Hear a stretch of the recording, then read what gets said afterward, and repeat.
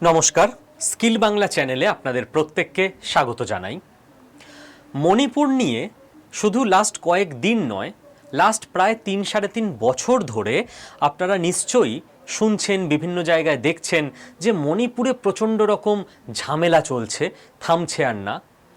হয়তো অনেকেই উত্তর খোঁজার চেষ্টা করেছেন, জানতে চেষ্টা করেছেন যে কেন চলছে, কি কেসটা কি, খুব একটা ভালো করে তো বোঝা যাচ্ছে না। এবার এই মণিপুরে যে ঘটনা চলছে না, এর সঙ্গে জিওপলিটিক্সের অত্যন্ত ওতপ্রোত যোগ রয়েছে এবং সেই জন্য আজকে আমি মনে করলাম, এবং আপনাদের অনেকের কমেন্ট পেয়েছিলাম আগের ২-৩ দিনের ভিডিওতে যে স্যার মণিপুর নিয়ে একটা ভিডিও বানান। ইন্টারনাল কোনো ব্যাপারে ভারতবর্ষের আমি ভিডিও এই চ্যানেলে করি না, তার জন্য স্কিল বাংলা নামে একটা আলাদা ফেসবুক পেজ স্টার্ট করার প্ল্যানও রয়েছে আমাদের এই ইউটিউব চ্যানেলে জিওপলিটিক্স অর্থাৎ ইন্টারন্যাশনাল রিলেশনের ওপরই কেবল ভিডিও বানানো হয়। তো আমি যখন দেখলাম যে মণিপুর নিয়ে আপনারা ভিডিও বানাতে বলছেন এবং মণিপুরে যা ঘটছে সেটা তো জিওপলিটিক্স বা ইন্টারন্যাশনাল রিলেশনের মধ্যেই পড়ছে, তো যখন আমাদের সিলেবাসের মধ্যে চলে এসছে তখন ভিডিও বানানো আমার দায়িত্ব। দেখুন, মণিপুর নিয়ে যা কিছু চলছে, এরকম খবরের চ্যানেলে আপনি যা সার্চ করলে নিউজ পোর্টালে এরকম হাজার হাজার নিউজ পাবেন, প্রত্যেক দিন পাবেন, এ তো দেখানোর আর কিছু নেই। সেটা যদি আপনাকে ঠিকভাবে বুঝতে হয় তাহলে না আপনাকে প্রথমে একটু ইতিহাস বুঝতে হবে, ভূগোল বুঝতে হবে। চলুন আমরা চেষ্টা করে দেখি হয় কিনা বোঝা। দেখুন, এই হচ্ছে ভারতবর্ষের ম্যাপ, আর এই যে লাল একদম ভারতবর্ষের এক প্রান্তে নর্থ ইস্ট ইন্ডিয়াতে এই যে লাল ছোট্ট রাজ্যটা, এটা হচ্ছে মণিপুর, যেখানে আজকে আগুন জ্বলছে লাস্ট ৩-৩.৫ বছর ধরে।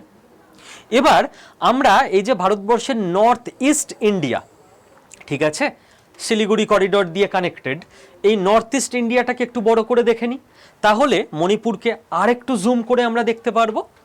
দেখুন, এই হচ্ছে ভারতবর্ষের নর্থ ইস্ট ইন্ডিয়া, ঠিক আছে, এই হচ্ছে আমাদের শিলিগুড়ি করিডোর। এই যে নর্থ ইস্ট ইন্ডিয়া ভারতবর্ষের এইখানটা দেখুন, এই মণিপুর রাজ্যটা যেটা আমরা ছোট করে দেখছিলাম, এর রাজধানী হচ্ছে ইম্ফল। এবার এই মণিপুর রাজ্যটার পাশে এই জায়গাগুলোয় কি আছে বলুন তো, একটা দেশ আছে যার নাম হচ্ছে মায়ানমার। তার মানে মণিপুর রাজ্যটা এমন একটা জেলায় অবস্থিত যে ইন্টারন্যাশনাল বর্ডার শেয়ার করে। এই তথ্যটা খুব কাজে আসবে আপনার। থার্ড ফেজে আমরা এবার মণিপুরের ম্যাপটার মধ্যে একটু ফোকাস করে নিই আগে, যে মণিপুরে যে মারামারি চলছে কাদের মধ্যে চলছে, মেইতেই আর কুকি, এই দুটো গোষ্ঠীর মধ্যে চলছে। তো এরা কে কোথায় থাকে, কারা কোন জায়গায় দাপটের সঙ্গে থাকে, কারা কোন জায়গায় জনসংখ্যা কম। এইবার আমি যদি জাস্ট এই যে দেখছেন মণিপুরের ম্যাপটাকে এবার জুম করলাম, তাহলে এটা দেখছি আমরা মণিপুরের ম্যাপ। এই যে যে গেরুয়া দেওয়া আছে হিন্দু, এদের বলা হয় মেইতেই, ঠিক আছে, এমটি লিখে দিলাম, মেইতেই। এরা সনাতন ধর্ম ফলো করে, মণিপুরের আদি বাসিন্দা, সেই সময় থেকেও এরা ট্রাইবাল রিচুয়াল সনাতন ধর্ম ফলো করতো, এখনো তাই করে। আর এই যে গোটা নীল জায়গাটা মণিপুরের প্রচুর বড় 90% জায়গা, এরা হচ্ছে খ্রিস্টান, এদেরকে বলা হয় কুকি, ঠিক আছে। এই কুকি ভার্সেস মেইতেই এতদিন ধরে মারামারি চলছে। এই যে কুকি যারা নীল জায়গা, এরাও কিন্তু ছিল সবাই ট্রাইবাল, আদিবাসী, বনবাসী, সনাতন ধর্মের মানুষ, এরা কনভার্টেড হয়েছে খ্রিস্ট ধর্মে। এবার আরও একটা তথ্য আপনাকে বলে রাখি, এই যে মাঝখানের জায়গাটা, এই জায়গাটা হচ্ছে সমতল, ঠিক আছে, আর এই যে চারপাশের জায়গাটা, এই চারপাশের জায়গাটা হচ্ছে পাহাড়, ওকে। এই সাইডে পাহাড়ের দিকেও কিছু মেইতেই থাকে, আর বাকি গোটা পাহাড়টা কুকি খ্রিস্টানদের কন্ট্রোলে রয়েছে, আর মাঝখানের প্লেন অংশটা হিন্দু মেইতেইদের কন্ট্রোলে রয়েছে। এটুকু বুঝে গেলেন ম্যাপ টোটাল। এবার আমরা ঢুকবো সেকেন্ড পর্যায়ে, ইতিহাস। জিওগ্রাফি তো বুঝলাম, যে এইখানে এই কাণ্ডটা হয়েছে কি করে, এখানে এত খ্রিস্ট ধর্মের প্রচারটা হলো কবে থেকে, কারণ গন্ডগোল লুকিয়ে আছে সেখানে। দেখুন, আবার ইতিহাসে যাই এবং আমরা যা কিছু পড়ব, যা কিছু দেখব, সব কিছু তথ্য দিয়ে, যুক্তি দিয়ে, প্রমাণ দিয়ে দেখব, ওকে। দেখুন, আমি যা যা কিছু এখানে তথ্য আপনাকে দেব, সেগুলো আপনি ক্রস চেক করে প্রত্যেকটা তথ্যকে যাচাইও করে নিতে পারবেন।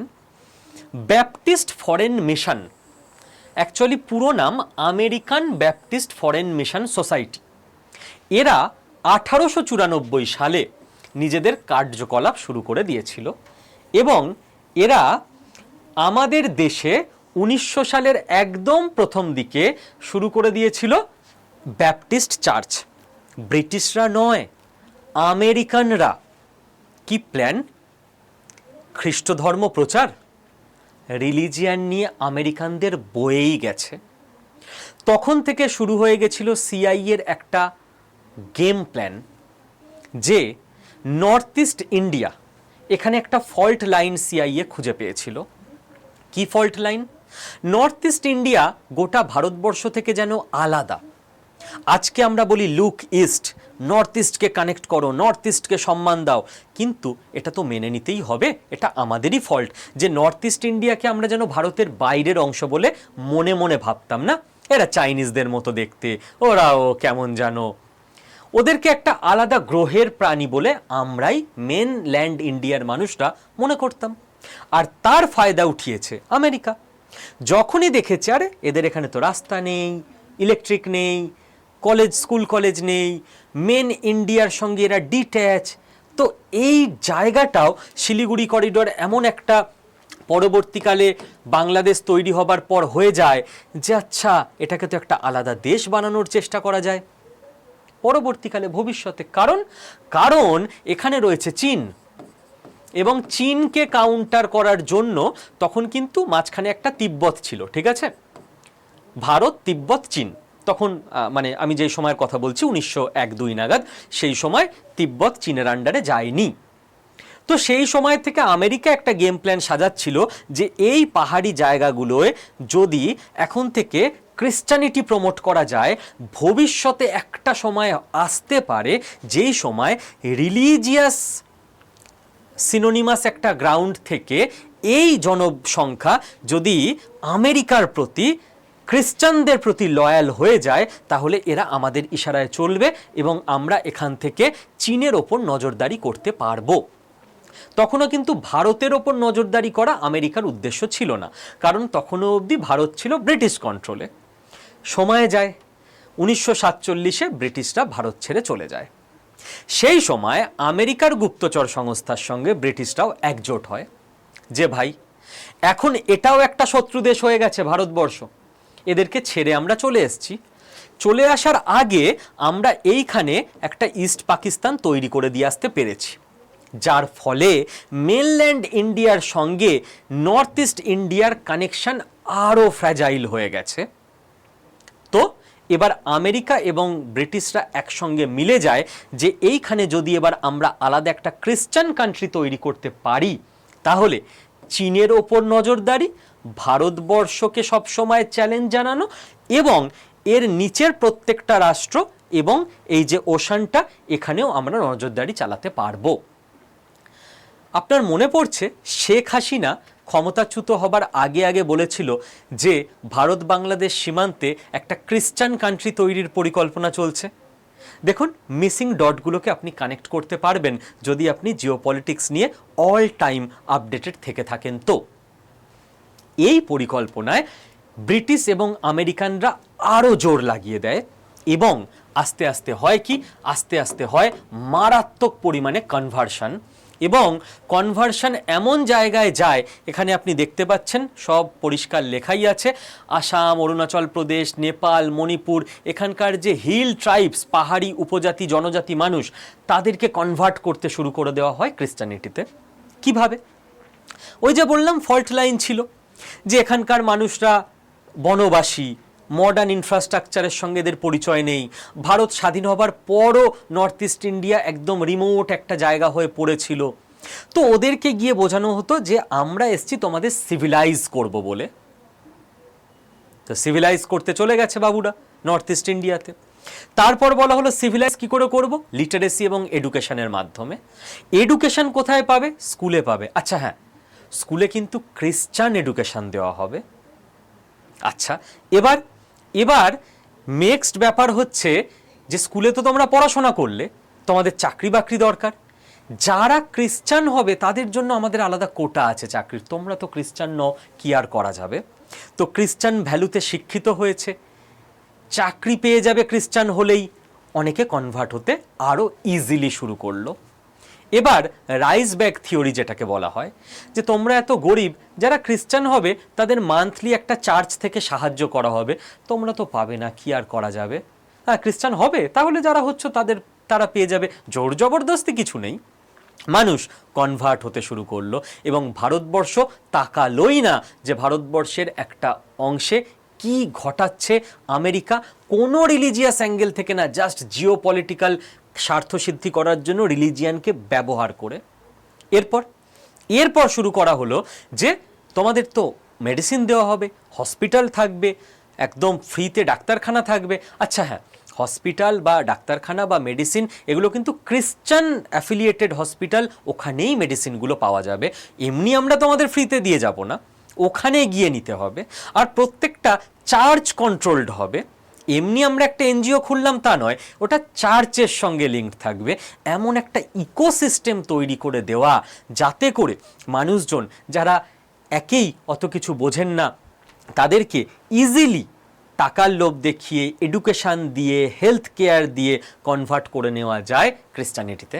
এবং গোটা ভারতবর্ষ এই লম্বা টাইম পিরিয়ডে 100 বছরের বেশি সময় ধরে উদাসীন নর্থ ইস্ট ইন্ডিয়ায় কি হচ্ছে সেই নিয়ে। এবার যখন এই ইকোসিস্টেম তৈরি হয়ে গেছে এবং হিউজ পপুলেশন খ্রিস্ট ধর্মে কনভার্টেড হয়ে গেছে নর্থ ইস্ট ইন্ডিয়াতে, বেশিরভাগ মানে নর্থ ইস্ট ইন্ডিয়াতে হিন্দুরা কিন্তু প্রায় প্রত্যেকটা স্টেটে, আসাম ছাড়া প্রায় প্রত্যেকটা স্টেটে, আসাম ত্রিপুরার মতো দুটো স্টেট ছাড়া মাইনরিটি এবং খ্রিস্টানরাই সেখানে মেজরিটি। এবার এদের লং টার্মের প্ল্যান যে পরবর্তীকালে কোনো একটা জেনারেশন আসবে যারা আস্তে আস্তে নিজেদের লিনিয়েজ সনাতনের সঙ্গে, ভারতবর্ষের সঙ্গে ভুলতে শুরু করবে এবং পারফেক্ট টাইমে আমরা এদের খ্রিস্টান সেন্টিমেন্ট উস্কে দেব এবং এখানে একটা খ্রিস্টান কান্ট্রি এরা আন্দোলন করে তৈরি করে ফেলবে, যে খ্রিস্টান কান্ট্রি পরবর্তীকালে আমেরিকা এবং ইংল্যান্ডের ইশারাতে কাজ করবে ইন্ডিয়া এবং চীনের বিপক্ষে গিয়ে। Plan clear? আপনি বলতেই পারেন যে আপনি এগুলো কি করে বলছেন, এগুলো তো সত্যি কথা না, আমি প্রত্যেকটা প্রমাণ দেখিয়ে দেবো, ঠিক আছে। Cutting parts from India, Myanmar, Bangladesh হলো। Why arrest of 7 mercenaries revives West's 100-year-old dream of Christian nation in South Asia. এটা 100 বছরের পুরনো ড্রিম, যেটা আমি বললাম। ভারত যখন স্বাধীন হয়নি তখনই শুরু হয়েছিল, ভারত স্বাধীন হওয়ার পর ব্রিটিশরা আমেরিকার সঙ্গে যোগ দিয়েছিল, প্ল্যান আমেরিকার, ঠিক আছে। এবং এখান থেকে দেখুন বাংলাদেশের পার্টও কাটার প্ল্যান হচ্ছে, মায়ানমারের পার্টও এবং ইন্ডিয়ার পার্টও, যেহেতু একদম বর্ডারে রয়েছে। বুঝতে পারছেন? আপনার মনে পড়ছে শেখ হাসিনা খ্রিস্টান স্টেট প্লটের ব্যাপারে ওয়ার্নিং দিয়েছিলেন, উনি জেনে গেছিলেন, বুঝে গেছিলেন বলে ওনাকে রাতারাতি সরকার থেকে সরিয়ে দেওয়া হলো এবং ওনাকে দেশ ত্যাগ করতে বাধ্য করা হলো, যে এ এমন কিছু জেনে গেছে এবং বলে ফেলছে তাতে করে আমাদের প্লট ভেস্তে যাবে।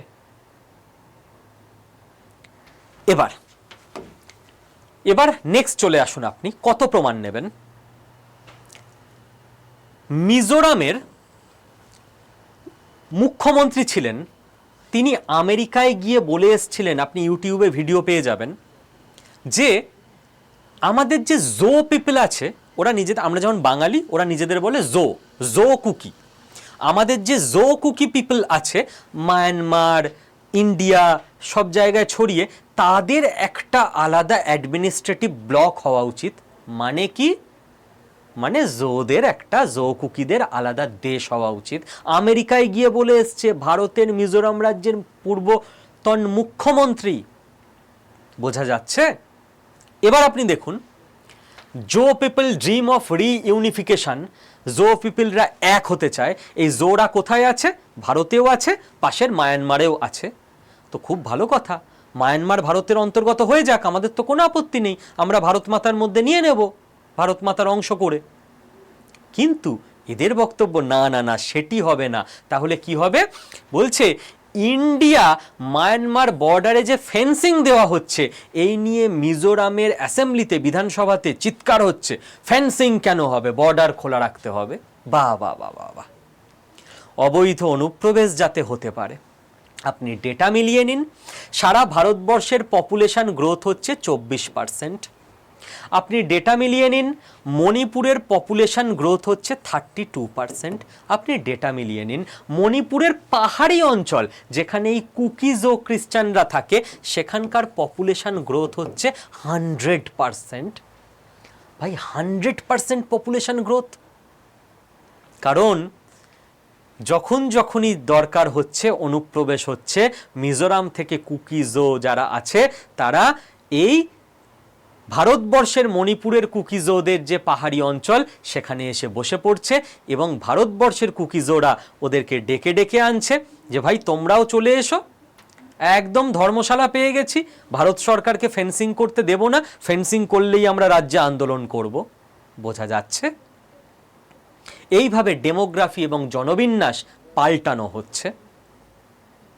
দেখুন, মিজোরামের সিএম আমাদের প্রধানমন্ত্রীকে জ্ঞান দিচ্ছেন। কি জ্ঞান দিচ্ছেন? Border with Myanmar imposed by British. বলছে মায়ানমারের সঙ্গে বর্ডার তো ব্রিটিশরা দিয়েছিল, তো ভালো কথা, আমরা বর্ডার মানি না, মায়ানমারের যতদূর আপনাদের সব লোকজন আছে ওই অবধি আমরা বর্ডার টেনে নিচ্ছি, ওটাকে ভারতবর্ষ বলে দাবি করছি, ওখান থেকে লোক নিতে হবে, জায়গা আমরা নিতে পারবো না। বারে বাহ, সুন্দর হিসেব। বাংলাদেশ থেকে লোকজন অনুপ্রবেশ করে এদেশে ঢুকছে, তো বাংলাদেশটাকেই আমরা নিয়ে নিচ্ছি না, না ল্যান্ড দেবে না ওরা, ওদের এক্সট্রা লোকগুলোকে এদেশে পাঠাবে। এদের হচ্ছে সেই অবস্থা, বুঝতে পারছেন? এইবার নেক্সট ব্যাপার হচ্ছে, এই যে 100 বছর ধরে এদের গেম প্ল্যান চলছিল এডুকেশন, হেলথ, এইসব প্রোগ্রামের পিছনে, যে মানুষকে কনভার্ট করো, যখন সংখ্যা বেড়ে যাবে তখন আমরা আমাদের খেলা দেখাবো। এবার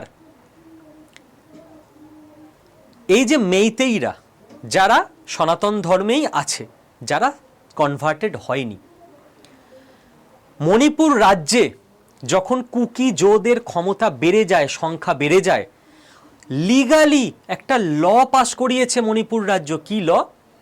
যে এই যে পাহাড়ি অঞ্চল আছে যেখানে কুকি জোরা থাকে, সেখানে সমতলের মেইতেইরা গিয়ে জায়গা কিনতে পারবে না, কিন্তু কুকি জোরা চাইলে মেইতেইদের ওখানে এসেও জায়গা কিনতে পারবে, আরো জমি দখল করবে, আরো মাটি দখল করবে। আপনি ভাবতে পারেন ভারতবর্ষে একটা রাজ্যে ভারতীয়দের ব্যাপারে এই ল রয়েছে।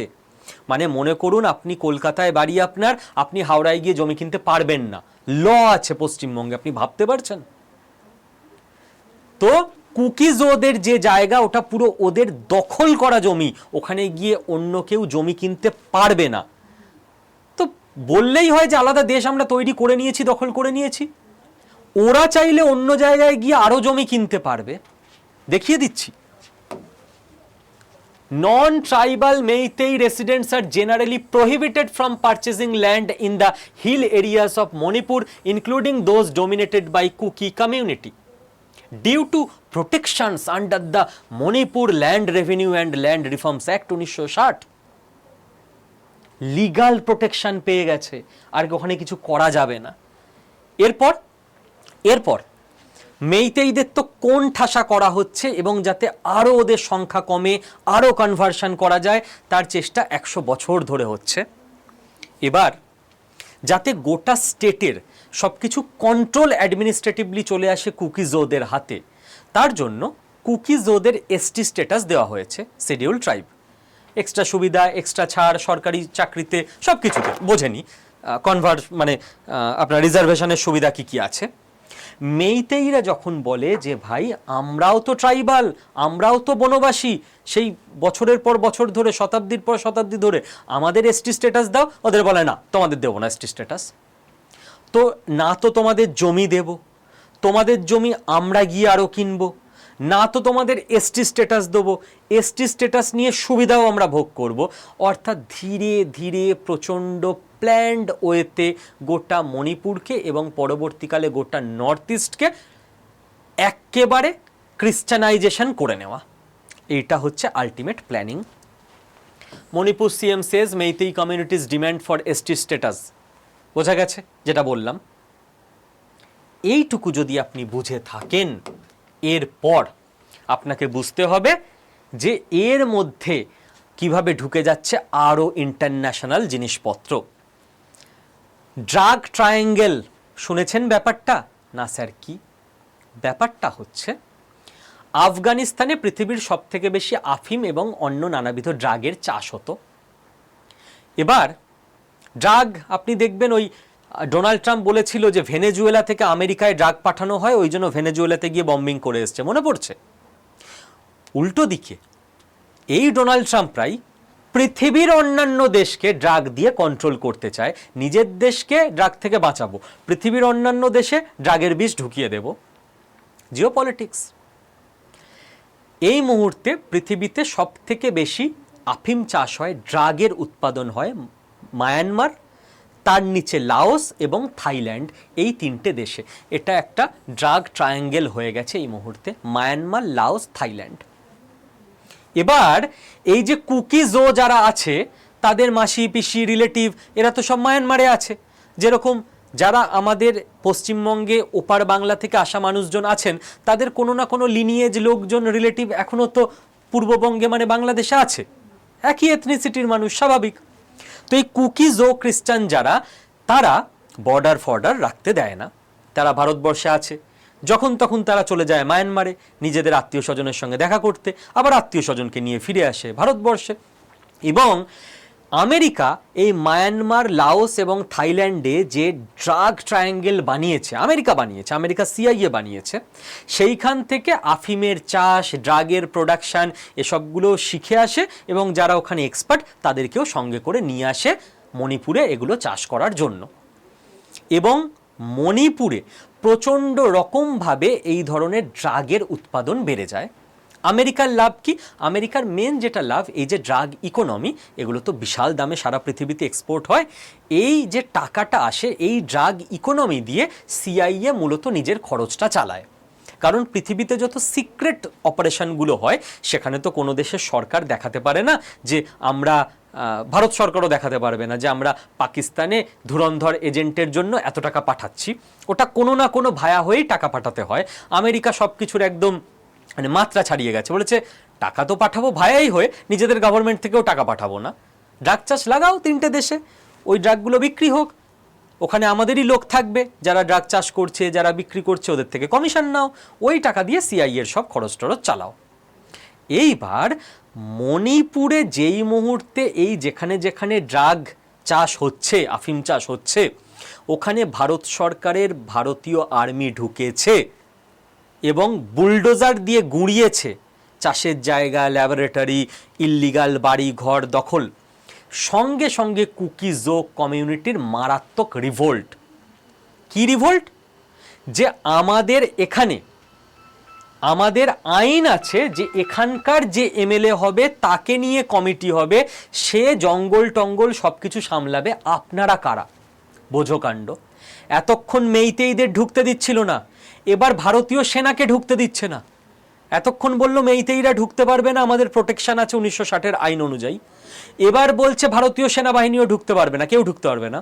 এখানকার আমাদের যে এমএলএ হবে তার কমিটি আমাদের এখানকার জঙ্গল টঙ্গল সব সামলাবে, তার কমিটি তো ড্রাগ পাচারের সঙ্গেই যুক্ত থাকবে। এই হচ্ছে এই মুহূর্তের অবস্থা। কারণ বর্ডার ওপেন রাখতে হবে, না হলে ইন্টারন্যাশনাল ড্রাগ রুট বন্ধ হয়ে যাবে। আপনার মনে পড়ছে কদিন আগে কলকাতা থেকে একজন সিআইএর স্পাইকে অ্যারেস্ট করা হয়েছিল, যে মণিপুরে যাচ্ছিল, ওখান থেকে মায়ানমার যাওয়ার কথা ছিল। লিঙ্ক করতে পারছেন? আমি দেখিয়ে দিচ্ছি, দাঁড়ান।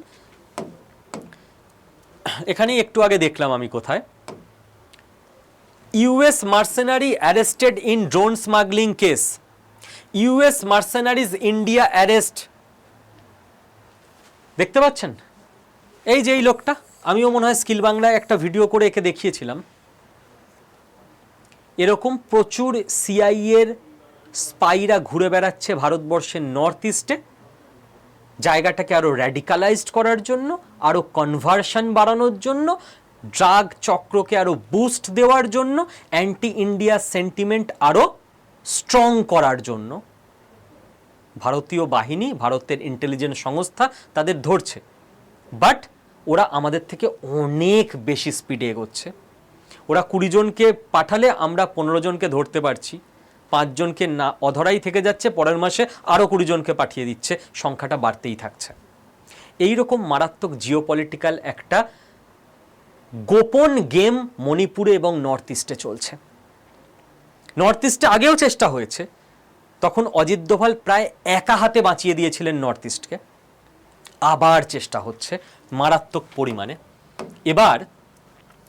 এবার আমি আপনাকে দেখাচ্ছি আমি কেন বলছি যে বিদেশ এর সঙ্গে মারাত্মকভাবে যুক্ত রয়েছে। আপনি দেখুন, যে সমস্ত উইপেন পাওয়া যাচ্ছে, অস্ত্র ভারতীয় আর্মি রেড করে যেগুলো পাচ্ছে, ইউএসের রাইফেল মণিপুরে চলে এলো। কোথা দিয়ে এলো? মণিপুরের পাশে তো সমুদ্রও নেই যে জলপথে চলে এসছে। মণিপুরে তো প্লেন এসেও নামিয়ে দিতে পারবে না ইউএস থেকে। কোথা দিয়ে এলো? আমেরিকার রাইফেল। সিআইএ যারা মায়ানমারে ঘুরে বেড়াচ্ছে, যারা নর্থ ইস্টে ঘুরে বেড়াচ্ছে। আপনি দেখুন, ড্যানিয়েল স্টিফেন এ কি করছিল? আমেরিকান সিটিজেন, ইউএস আর্মির লোক।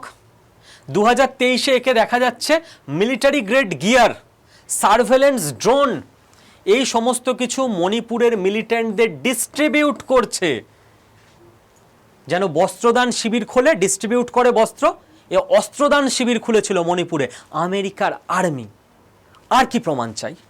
আমেরিকার আর্মির এক্স সোলজার ধরা পড়ে গেছে। এরকম কত অস্ত্রদান শিবির চালিয়েছে, ধরা পড়েনি, একবার মাত্র ধরা পড়েছে। বুঝতে পারছেন কোথা থেকে গোটা গেমটা চলছে? এবার ভারতীয় আর্মি চেষ্টা তো চালিয়ে যাচ্ছে। দেখুন, 2026-এর মার্চ এপ্রিল, জাস্ট লাস্ট 2 মাসে আইইডি উদ্ধার থেকে শুরু করে ইল্লিগাল বাংকার গুঁড়িয়ে দেওয়া থেকে শুরু করে ভারতীয় সেনাবাহিনী সব কিছু করছে। মার্চের 21, 2026 মেজর রেড করেছে ভারতীয় আর্মি। জুন 2025, জুলাই 2025 300টা illegal firearms, SLR, INSAS rifle, carbine, LMG এগুলোকে রিকভার করা হয়েছিল। এগুলো কোত্থেকে পাচ্ছে এরা? জুলাই 2025 আপনি দেখুন, আইইডি, একে সিরিজ রাইফেল সব কিছু উদ্ধার করা হয়েছে। বাট উদ্ধার যা হচ্ছে তার থেকে আরও বেশি এসে জমে যাচ্ছে। স্যার, ভারতীয় আর্মি পারছে না কেন?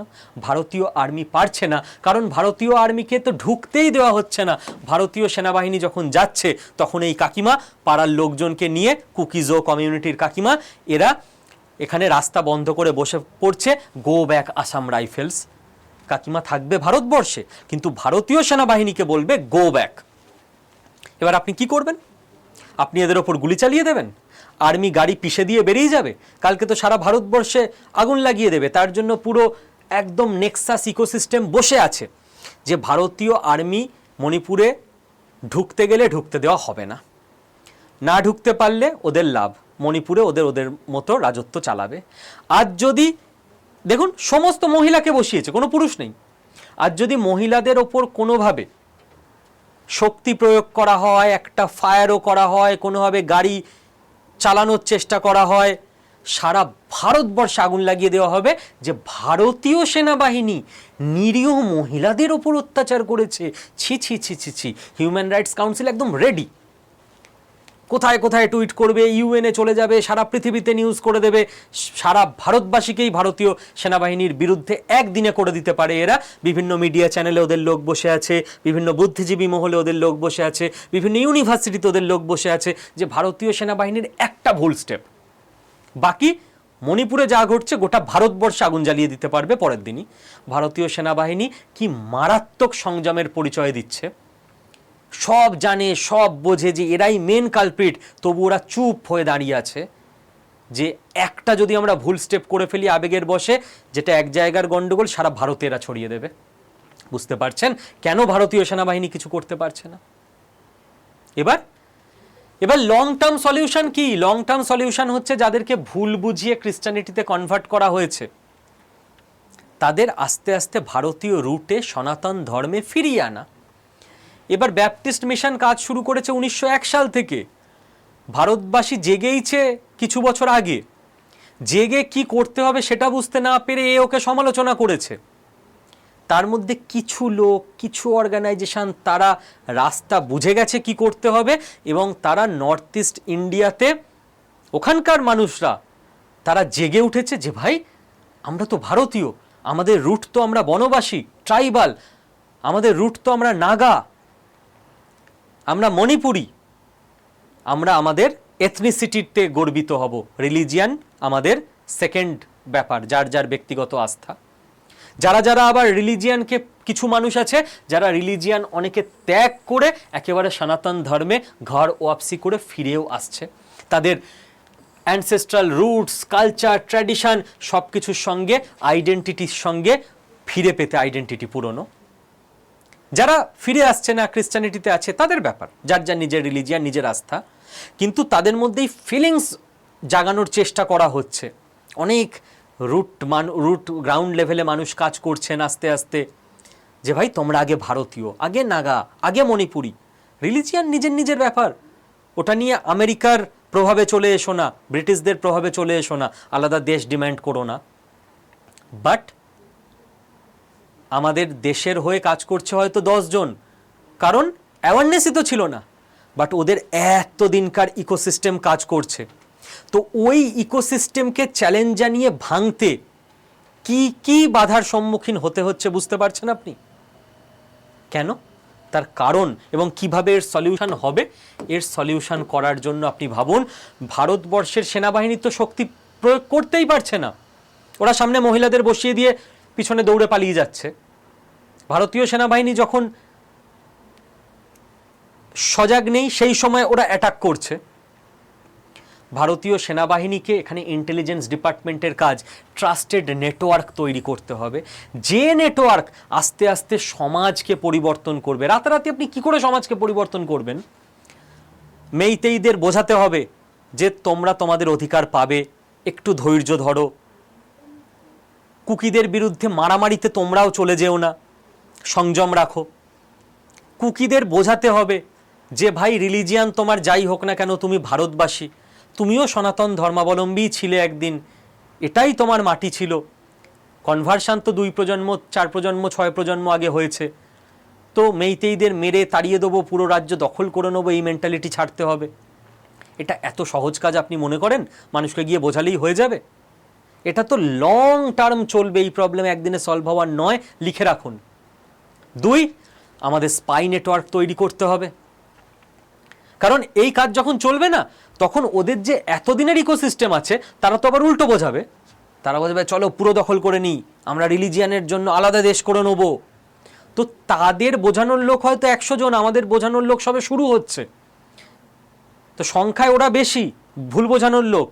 ঠিক বোঝাতে বোঝাতে আমাদের বোঝানোর লোকও বাড়াতে হবে, বোঝানোর ভলিউম বাড়াতে হবে, ইন্টেন্সিটি বাড়াতে হবে, তবেই গিয়ে চেঞ্জ হবে। আমাদের স্পাই নেটওয়ার্ক তৈরি করতে হবে, যারা অল টাইম আমাদের সেনাবাহিনীর কাছে ইনফরমেশন পৌঁছে দেবে, এখানে রাস্তা ব্লক হচ্ছে, এখানে এই মিটিং হচ্ছে। ক্রস বর্ডার স্পাই চাই আমাদের, মায়ানমারের ক্যাম্পগুলোয় কি হচ্ছে সেই খবর আমাদের চাই, কারণ মায়ানমার দিয়েই অস্ত্র পাচার হচ্ছে, আফিমের ট্রেনিং চলছে। আমরা স্পাই নেটওয়ার্ক যে তৈরি করব, তার আগে আমাদের মণিপুরের যে অ্যাডমিনিস্ট্রেশন, সেখানে স্পাই নেটওয়ার্ক ওরা তৈরি করে রেখে দিয়েছে এত বছর, কারণ ভারতবর্ষ ঘুমোচ্ছিল। দেখুন গিয়ে মণিপুরের কোনো বিডিও, ডিএম, আমরা যেরকম এখানকার সরকারি অফিস, সেই অফিসের ক্লার্ক হচ্ছে ওদের স্পাই বসে আছে। স্যার আজকে এই আর্মির অফিসাররা এলো, মিটিং করছে, রেডে যাবে রাত্রিবেলা, আগে খবর দিয়ে দিচ্ছে নিজেদের কুকিজো বা বিভিন্ন অন্য যে মেইতেই, নাগা এইসব গ্রুপ আছে ইনসার্জেন্ট, তাদেরকে। তো এই স্পাই নেটওয়ার্ক ভেঙে সেনাবাহিনীর স্পাই নেটওয়ার্ক তৈরি করতে হবে। আপনার মনে হয় একদিনে হবে? ব্যাক চ্যানেল নেগোসিয়েশনও চালিয়ে যেতে হবে, যাতে করে এই সন্ত্রাসবাদীদের যে গ্রুপ, সেই গ্রুপগুলোকে ভিতর থেকে ডিসম্যান্টেল করা যায়, যেটা লালডেঙ্গার ক্ষেত্রে অজিত দোভাল স্যার করেছিলেন। 7 জন কমান্ডার ছিল, 6 জন কমান্ডারকে Ajit Doval sir personal relation দিয়ে কথা বলে বলে বলে বলে ঘুরিয়ে নিয়েছিল ভারতবর্ষের দিকে। না হলে তখনই নর্থ ইস্ট ইন্ডিয়া আলাদা দেশ হয়ে যেত লালডেঙ্গার টাইমে। লালডেঙ্গা নিয়ে আলাদা এপিসোড করব না হয় একদিন। তখন অজিত দোভাল স্যার ওখানে গিয়ে থেকে রাত্রিবেলা এক একজন কমান্ডারকে, যারা সন্ত্রাসবাদী, তাদের নিজের বাড়িতে নিমন্ত্রণ করে বন্ধুত্ব পাতিয়ে কনভিন্স করেছিল যে তোমরা ভারতের সপক্ষে হয়ে যাও।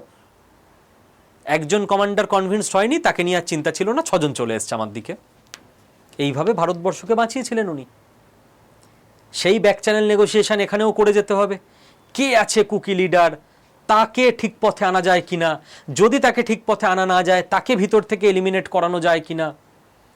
কারণ আপনি শক্তি নিয়ে তো এগোতেই পারবেন না যে সেনাবাহিনী নামিয়ে দিলাম, যা আছে একদম মেরে ধরে গুঁড়িয়ে দিলাম, পরের দিন বললাম না সারা ভারতে আগুন জ্বালিয়ে দেবে যে সেনাবাহিনী নিরীহ মানুষকে মারছে বলে।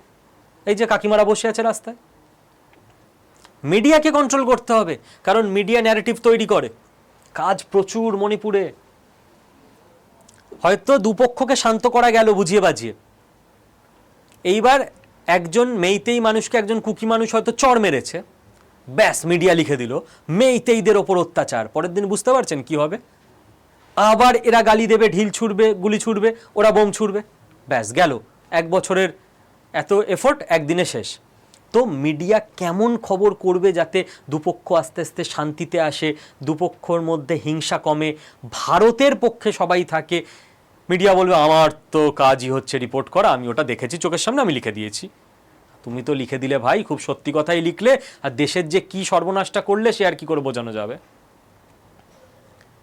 আপনি ভাবুন না, আপনার 2 বন্ধুর ঝগড়া, আপনি খুব সৎ মানুষ, আপনি গিয়ে বিমলকে বলছেন অমল তোর নামে এই গালি দিল, আর অমলকে গিয়ে বলছেন বিমল তোর নামে এই গালি দিল। আপনি সত্যি কথা বলেছেন, কোনো মিথ্যে বলেননি। আপনি ঝগড়া থামাতে পারবেন ওদের মধ্যে?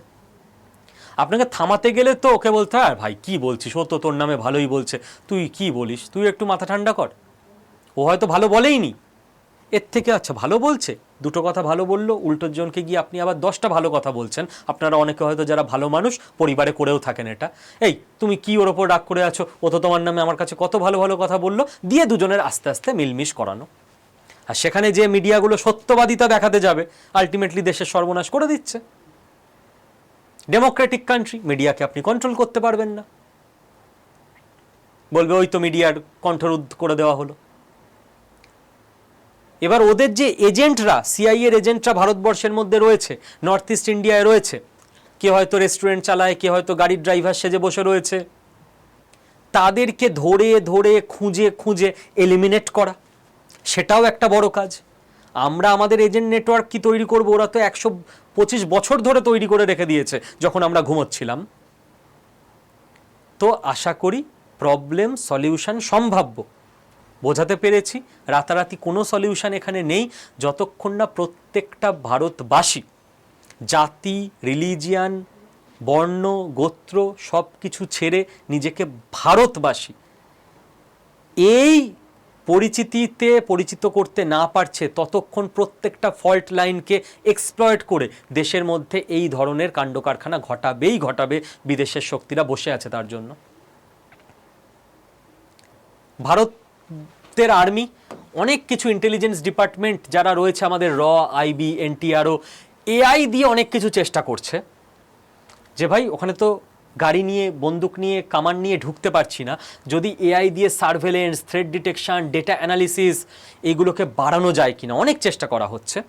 স্যাটেলাইট সিস্টেম থেকে শুরু করে, সিআইবিএমএস থেকে শুরু করে, মিলিটারি ইন্টেলিজেন্স অ্যাওয়ারনেস থেকে শুরু করে, ইসিএএস থেকে শুরু করে, আইম্যাক থেকে শুরু করে। আইম্যাকটা এখানে কাজে লাগছে না, বাট আইম্যাকটা ইনডিরেক্টলি কাজে লাগছে যে বাংলাদেশের পাশ দিয়ে কোন কোন মেরিটাইম রুট ইউজ করে ওই দিক থেকে, নিচ থেকে মায়ানমারে অস্ত্র ঢুকছে সেইগুলোর জন্য।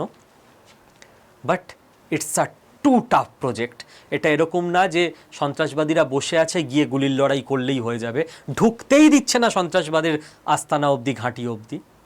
আর শক্তি প্রয়োগ করলেই চারদিকে সোশ্যাল মিডিয়া থেকে শুরু করে সব জায়গায় বসে আছে লোকেরা, সঙ্গে সঙ্গে পোস্ট করতে শুরু করবে ভারতীয় আর্মি সাধারণ মহিলাদের ওপর নির্যাতন করছে, ব্যাস।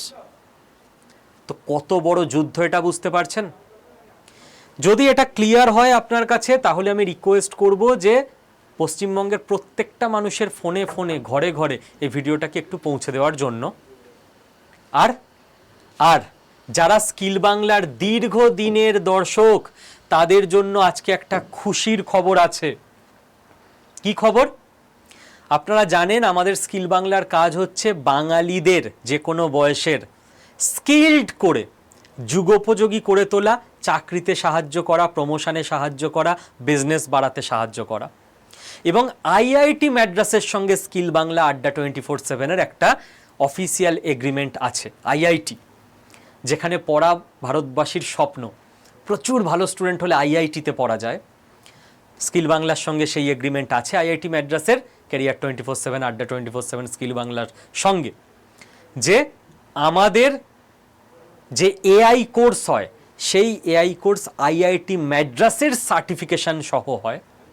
যে এআই কোর্সে আপনারা বহুদিন চেষ্টা করেছেন, ভর্তি হতে পারেননি কারণ সিট ফুল হয়ে গেছিল, এবার কয়েকটা খুব গুরুত্বপূর্ণ কথা মিস করবেন না, কারণ এবারে সিট আরও তাড়াতাড়ি ফুল হয়ে যাবে। 16ই মে 2026 শুরু হচ্ছে এআই কোর্স।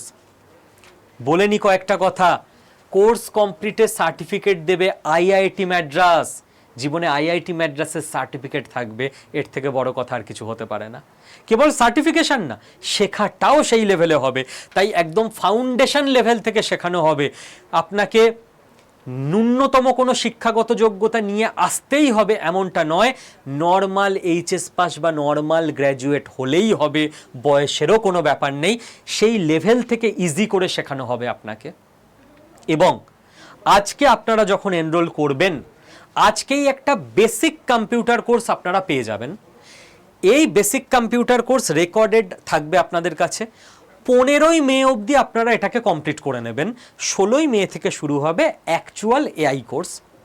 তো যারা কম্পিউটারও কিছু জানেন না, সেই লেভেল থেকে আমরা শুরু করিয়ে দিচ্ছি বেসিক কম্পিউটার কোর্স। এটার সঙ্গে ফ্রি, আলাদা কোনো ফিস দিতে হবে না।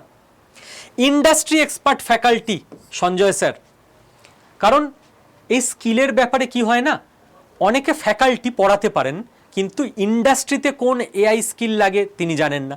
তো আমি ওটাকে পড়ে কি করব, আমার তো ইন্ডাস্ট্রি রেডি স্কিল চাই। অনেকে ইন্ডাস্ট্রিতে কি লাগে জানেন কিন্তু পড়াতে পারেন না। সঞ্জয় স্যার হচ্ছেন একজন ইন্ডাস্ট্রি এক্সপার্ট ফ্যাকাল্টি, দুটোর কম্বিনেশন ওনার মধ্যে রয়েছে। আপনাদের সবার যাতে সুবিধা হয় তার জন্য উইকেন্ডের ইভিনিং ক্লাস দেওয়া হয়েছে, শনি রবি সপ্তাহে 2 দিন সন্ধে 7টা থেকে 9:30 উইকেন্ড ইভিনিং ক্লাস, এবং লাইভ ক্লাস হবে। আর প্রত্যেকটা লাইভ ক্লাসের রেকর্ডেড ভিডিও থেকে যাবে। লাইভ ক্লাস যদি আপনি মিস করেন বা যতবার ইচ্ছে লাইভ ক্লাস করার পরেও রিভাইজ দেওয়ার জন্য আপনাদেরকে মিনি প্রজেক্ট করানো হবে এই কোর্সের মধ্যে, হাতে কলমে শিক্ষার জন্য। যারা স্টুডেন্ট আছো চোখ কান বুঝে শিখে নাও, কারণ চাকরি পেতে গেলে ভবিষ্যতে এআই না জানলে তোমার কোনো চাকরি নেই।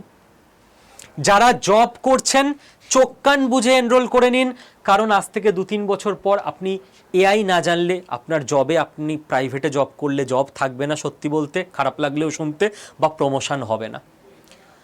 আজকে কেউ যদি বলে আমি কম্পিউটার জানি না আমি চাকরিতে থাকবো, তাকে রাখবে? শিখে নিতেই হবে।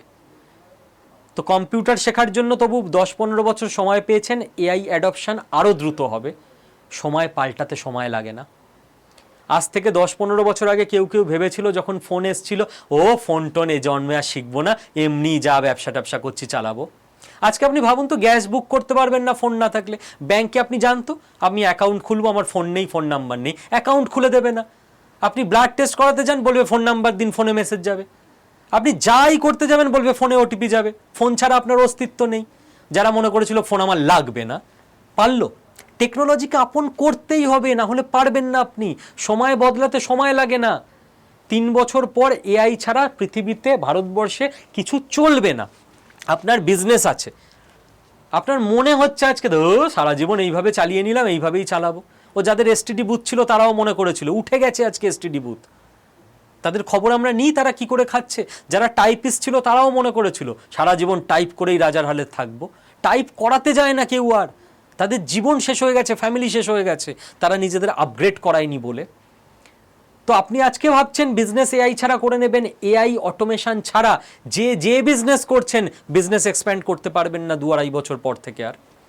তো যারা চাকরি করছেন, যারা স্টুডেন্ট, যারা বিজনেস করছেন, প্রত্যেকের যে ফিল্ডে আছেন, ডাক্তার থেকে টিচার থেকে উকিল, এআই ইউজ আপনাকে জানতেই হবে। আপনার প্রফেশনেই এআই কিভাবে হেল্প করবে, 10 ঘন্টার কাজটা 2 ঘন্টায় আরও বেটারভাবে কি করে আপনি করতে পারবেন। তো এআই শিখে নিন, কারণ এখনই এনরোল করে নিন আমি বলবো। কারণ আপনারা জানেন আমাদের কোর্সের ফিস থাকে, আমি ক্লিয়ার সব বলে দিচ্ছি, 6250 টাকা। যারা পুরনো তারা জানেন, আগেরবারও এটাই ছিল, 1 টাকা বাড়ানো হয়নি। 6,250 টাকা দিয়েই আপনাদের অনেক বন্ধুবান্ধব ভর্তি হয়েছিল। যেহেতু আমরা ইনঅগারাল একটা অফার রেখেছি ম্যানেজমেন্টকে রিকোয়েস্ট করে, যে যারা প্রথম 500 জন ভর্তি হচ্ছেন তাদের জন্য যাতে 1,250 টাকা ছাড় দেওয়া হয়, 5,000 টাকায় তারা যাতে ভর্তি হয়ে যেতে পারেন। জীবনে একবার নিজের ওপরেই 5,000 টাকাটা ইনভেস্ট করছেন আপনি, এরকম অনেক 5,000 টাকা অনেক কিছুতে খরচ করেছেন, জীবন আপনার বেটার হয়নি, এখানে আপনার নিজের গোটা জীবনটা পাল্টাতে চলেছে। ঠিক আছে? তো প্রথম 500 জন কতক্ষণ চলবে আমি জানি না, আজ রাত অবধি চলতে পারে, কাল সন্ধ্যে অবধি চলতে পারে। 500 জন হয়ে গেলেই ফিস আমরা বাড়িয়ে করে দেবো 6,250 টাকা। তাই যদি এনরোল করতে হয়, আপনারা জানেন আগেরবার যাদের সুযোগ মিস হয়ে গেছিল, মাসের পর মাস আপনারা রিকোয়েস্ট করেছেন, ব্যাচ আমাদের আসেনি, কারণ খুব দ্রুত আমাদের ব্যাচ ভর্তি হয়ে যায়। সারা পশ্চিমবঙ্গ ওয়েট করে থাকে স্কিল বাংলার এই ব্যাচ এলে ভর্তি হব, কেউ সুযোগ ছাড়তে চায় না। তো দ্রুত আমার পার্সোনাল টিমকে ফোন করুন 9650634247 এই নাম্বারে। আপনার আরও যা কিছু জিজ্ঞেস্য আছে এই ব্যাচের ব্যাপারে জিজ্ঞাসা করে নিন, জিজ্ঞাসা করে নিয়ে সবটা বুঝে নিয়ে দ্রুত এনরোল করে নিন। All the best. কতক্ষণ থাকবে 5,000 টাকা জানি না, আমি চাইবো যারা নিয়মিত ভিডিও দেখেন তারা অন্তত যাতে করে কম ফিজে এনরোলটা করে নেওয়ার সুযোগটা পেয়ে যান। থ্যাংক ইউ, ভালো থাকবেন প্রত্যেকে।